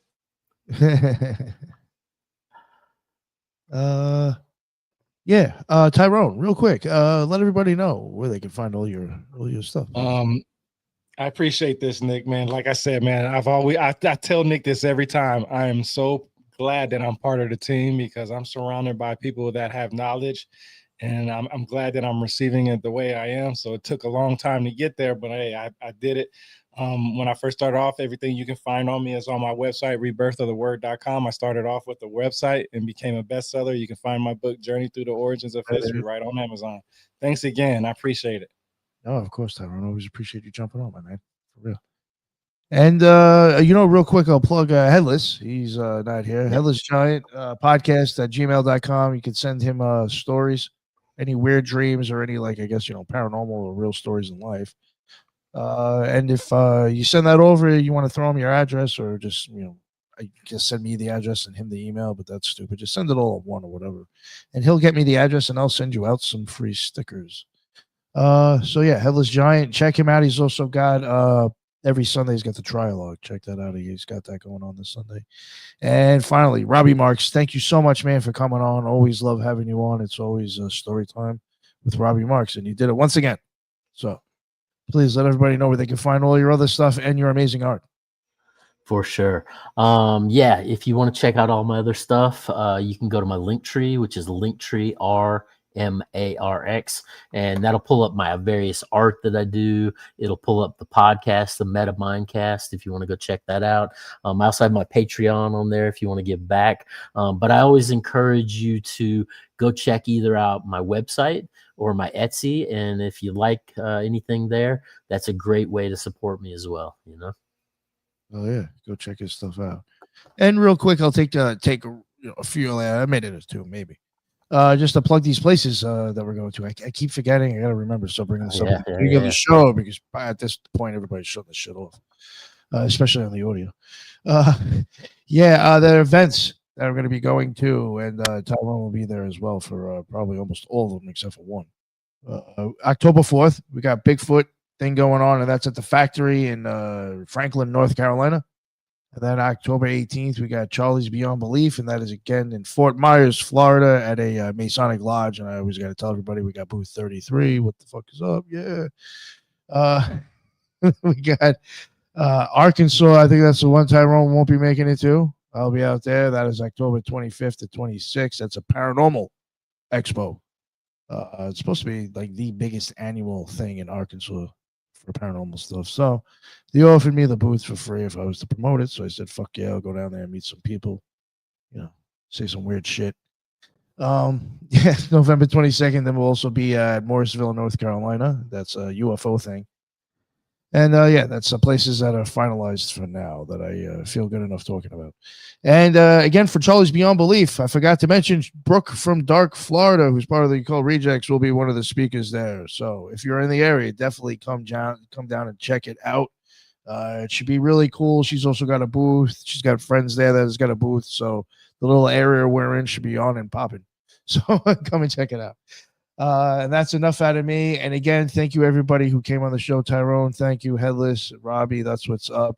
Everybody in the chat, that is what's up. I appreciate it. Even the people on the other platforms. I see you on Twitter and I see the other people on the other YouTube platforms. I appreciate the comments. And that is why we go live. And until the next one, everybody be well. Later.